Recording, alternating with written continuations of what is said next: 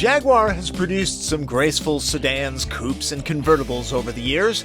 The F-Pace is the first time Ian Callum's design team has penned a crossover, a fetching one at that. Jag purists may grumble, but adding SUVs was an excellent business decision for Porsche. Jaguar and Land Rover are owned by the same Indian conglomerate, Tata, so it makes an awful lot of sense for the Jag engineers to simply walk across the hall and borrow the platform from Evoque or Discovery Sport. That didn't happen. No, they went with the aluminum extensive platform of Jaguar's XE and XF, a great place to start. F-Pace leaps from 0 to 60 in about 5.5 seconds. There's a nice audible growl when the throttle is punched, but it fades into the background when cruising. Nice balance. Want more speed? The S model's V6 is tuned for 40 more horsepower. Want less speed? I'll rephrase that. Want better fuel economy? Go with the 4-cylinder turbo diesel engine. Jaguar does theatrics pretty well. Look at the start button. It's like a heartbeat. Got to love the drama.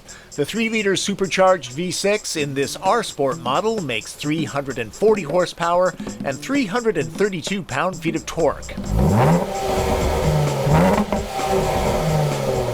This cat prefers premium gasoline.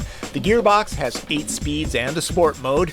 Normally, the standard all-wheel drive system sends nearly all of the power to the rear, but can automatically and seamlessly allocate 90% to the front. Brake torque vectoring helps vehicle control.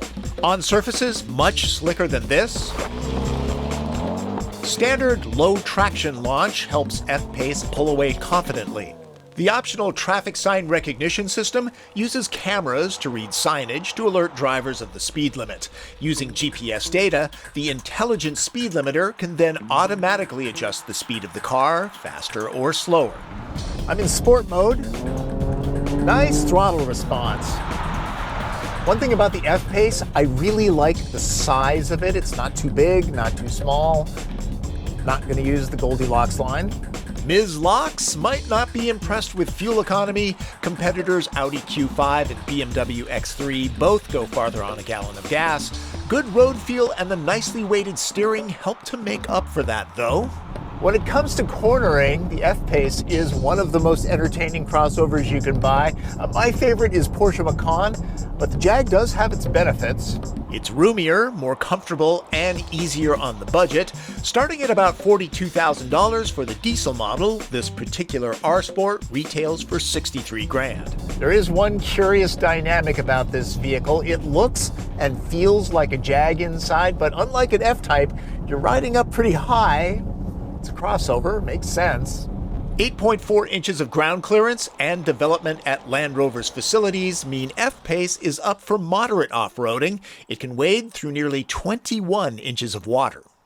The attractive cabin that wraps around those up front does not have Land Rover grade materials, but few vehicles do. There are the expected creature comforts in a vehicle of this price range. Nice light piping as well. I have always liked Jaguar's in-control user interface. The Touch Pro version puts a larger screen in the console and the ability to customize the gauge display. I would prefer the window controls down by the armrest. For those who swim and run a lot and don't have any pockets in their workout clothes, the $400 activity key is interesting technology. Normally, it's foolish to leave the regular proximity key in a car. When held here, an embedded RFID chip that needs no charging locks the car and deactivates the key. Reverse the process upon returning. The back seat does not slide fore and aft to max out leg or cargo room. You average adults will be perfectly fine back here. Foot and leg room, especially generous. Plenty of power ports to charge devices, a warm feeling for backsides, and enough room for drinks and storage. No window shades, though. For comparison's sake, F-Pace is about 6 inches shorter than Lexus RX. To begin with, the floor is reversible if you don't want to get the carpet side dirty. The rigid security panel does not store easily in the cargo hold, but the back seats split and fold with the best of them. The RX holds 9 packs of softness and absorbency. The smaller Jag, it comes up one short at 8. There are all sorts of technologies available on the F-Pace. Radar-assisted cruise follows to a stop, then continues on when the car ahead starts moving again. There's semi-autonomous parking and auto-braking with pedestrian detection too. If good looks and engaging performance weren't enough, Jaguar offers reassurance with a 5-year, 60,000-mile warranty that includes scheduled maintenance. Jaguar is among the last of the premium brands to get a crossover. F-Pace was worth the wait. A piece of tech not on my tester called All-Surface Progress Control is like a low-speed cruise control for off-roading so the driver can concentrate on steering. It operates between about 2 and 19 miles an hour.